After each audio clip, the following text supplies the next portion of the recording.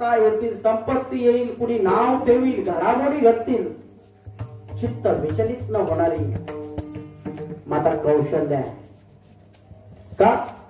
आठ प्रभू श्रीरामचंद्र आहे आणि स्वतः भगवान श्रीकृष्ण परमात्मा स्वरूप असणार आहे प्रभू श्रीरामचंद्र, ते सुद्धा कुठल्याही पद्धतीनं दुःखी नाही आहे. वानरांकडे जावं, प्रेम घ्यावं, किती प्रेम. अहो, असणारी संपन्न सत्ताधारी असणार ते राज्य आहे, कोण सुखी? ना पिता सुखी, ना माता सुखी, ना प्रजा सुखी.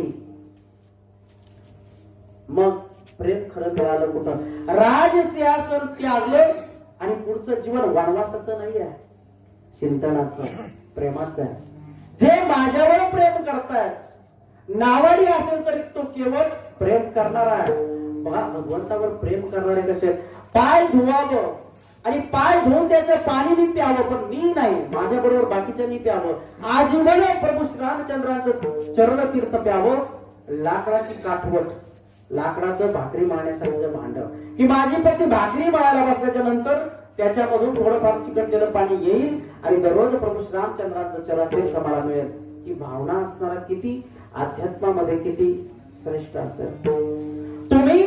मी स्वतः ही नदी तारून नेणार आहे, पण तुम्ही हा भवसागर तारक असणार आहे. तुमचं नाम भवतारक असणार तुमचं नाम आहे. असे तुम्ही आणि तुम्ही कृपानिधी आहात. हे भगवान परमात्मा श्रीरामचंद्र, तुम्ही तारक आहात, कृपानिधी आहात आणि आम्हाला तरुण जाण्यासाठी तुमचं नाम रूपाची समाधी. जीवनात किती सुख येऊ दुःख येऊ, उन्मत्त सुखानं न होता आणि दुःखात खचून न जाता या राम नामाशी जे एकनिष्ठ राहिले, मग त्याला इतरांची गरज पडत नाही. प्रभू श्रीरामचंद्रांच्या हाताजवळ निसटतो. नाम धारण करणारे महाबली हनुमंतर आहे. ते कोण आहेत? कोण आहेत? तो जे स्तंभावरी वानरू, तो मूर्तिमंत शंकर, सारथी शारंग धरू अर्जुन.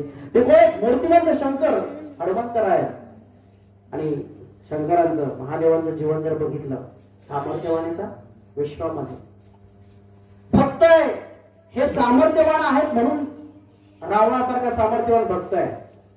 मागतो बायकोला, नंतर मागतो असणाऱ्या ठिकाणाला आणि पूजा इतकी मोठी करतो की कमी पडलेलं कमल शिरकमल वाहून करतो. शिव तांडव स्तोत्र रचतो. इतका सामर्थ्यवान असणारा तो भक्त रावण आहे. पण होतं काय माहिती का? भगवान शंकर, भगवान परमात्मा, भगवान शिवाच्या जवळ जाणारे सगळे कसे आहेत? सामर्थ्यवानांच्या जवळ